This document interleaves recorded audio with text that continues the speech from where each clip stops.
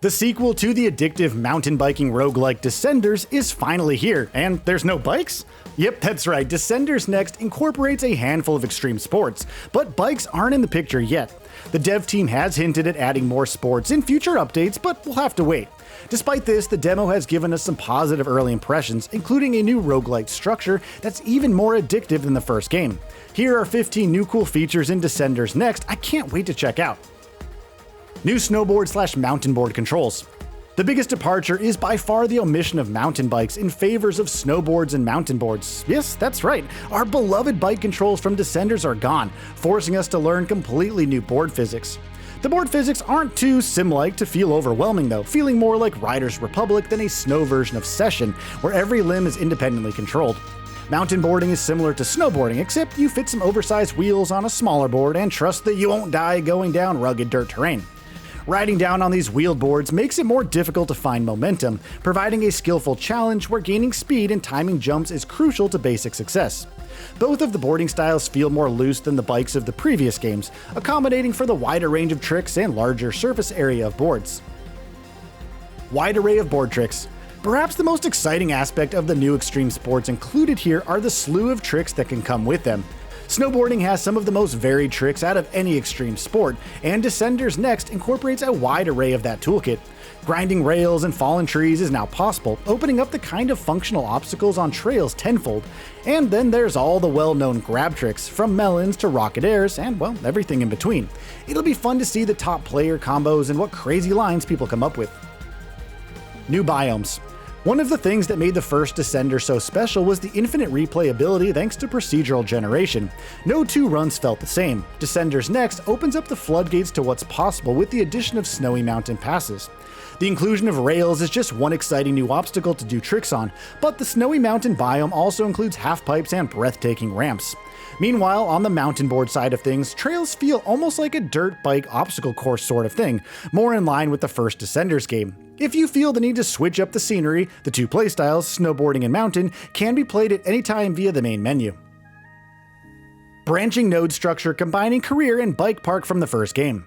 Descenders Next streamlines the modes of the first game, incorporating career mode and bike parks into seamless experience, just one all around. Instead of selecting bike parks individually or just free roaming around in the lobby park, parks now function as checkpoints, a kind of safe zone reward after completing a harrowing series of uncharted randomly generated trails. The main thing you're progressing towards are the boss levels in each area. These bosses require a multitude of uncharted trails, parks, and nodes to reach. Oh, and they're basically boss in name only. There's no actual opponent to fight here. It's just a way of saying the level is more challenging than what came before it. Procedurally generated uncharted trails. The game calls these procedurally generated levels off-piste trails. This is where the roguelike challenge kicks in. You have a set amount of lives, and if you bail too much or fail to clear a course within the time limit, you're boosted all the way back to the last save zone, losing valuable progress. What makes this gameplay loop so rewarding and smooth is the instantaneous respawning after a fail state.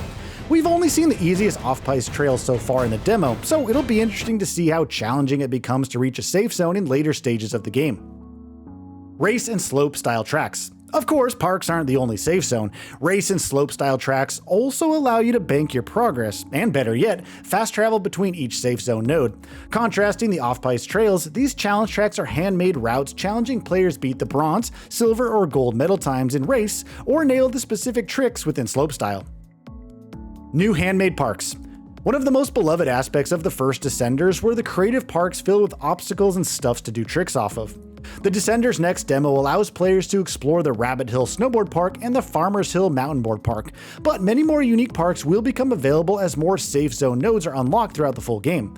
Parks act as a fun, chill sandbox to brush up on skills alone or with friends. These also offer a bit of Tony Hawk's Pro Skater DNA here, with the checklist of challenges to conquer in each park. New scavenger hunt challenges. Tapping into that THPS DNA even further are hidden collectibles to find. Each park has a slew of secrets to locate if you are to 100% the objective checklist. So far it seems like parks have a set of 5 Descent tokens and an ultra hidden object, like the secret tapes in Tony Hawk Pro Skater, demanding that players comb every inch of the environment. Shops replace drops. Shop nodes replace the RNG item drops from the first game. Now instead of having to wait all the way to the end of a boss track, you can just bank your earned rep on the gear of your choice at shops. Additional customization options. The range of gear you purchase from shops has been expanded to include sets with new rarity bonuses. Additionally, the 7 gear types from the first game have been expanded to 10 broad categories: headwear, shirts, outerwear, gloves, pants, footwear, accessories, snowboard/mountain boards, trucks, bindings, and tires. This is in addition to the absolutely wacky icons that you can apply to your character, which can range from whoopee cushions to, as bizarre as it sounds, trains. Map now has collection tracking. In addition to the revamped UI, which I might add looks like generic Ubisoft menus, the map has added icons to keep track of your progress. Trophies and medals have tracking icons and can be obtained by ranking in the various races and slopestyle tracks. The completionist in me likes the new map discovery tracker, which encourages like-minded players to unlock every node on a map. I genuinely favor the first game's minimalistic UI, but that map didn't have any of these progress indicators, so the addition is definitely welcome.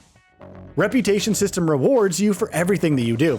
Taking a cue out of Forza Horizon's playbook, Descenders Next rewards you for just about every single action you do in the game. Fail to hold that rocket air? No problem, you get rep for just tapping it.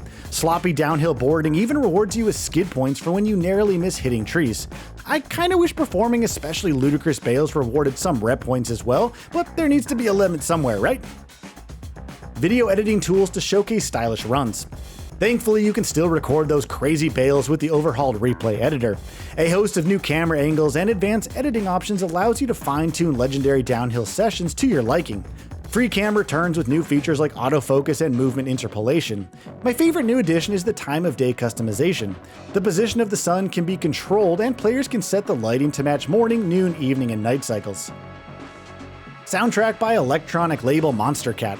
If you've played any live service games in the past decade, odds are high you've heard some of Monster Cat's music. Monster Cat is a music aggregator, technically a record label, with artists like DJ Marshmello and Pegboard Nerds under them. They've done soundtracks for Fortnite, Beat Saber, and Rocket League, so there's no doubt Descenders Next will be filled to the brim with quality EDM. Multiplayer. We have yet to test out the multiplayer offerings of Descenders Next, but the prospect of multiplayer huge biomes has us excited. Like the first game, players can join up with a squad in multiplayer matchmaking or through a friend's lobby, and tackle the game challenges together. The parks act as a free roam lobby as well, providing opportunities to chat and join other sessions. We have yet to see if there's going to be competitive modes or not. Unfortunately for PlayStation or Switch users, there's a wait, as Descenders Next launches for PC and Xbox Series X and S on April 9th. So, what are your thoughts on this? Go ahead and share them in the comments below. And if you like this video, please subscribe to the channel and enable all notifications by clicking the bell icon to get new video updates. We upload every day and would really appreciate your support. Thanks for watching.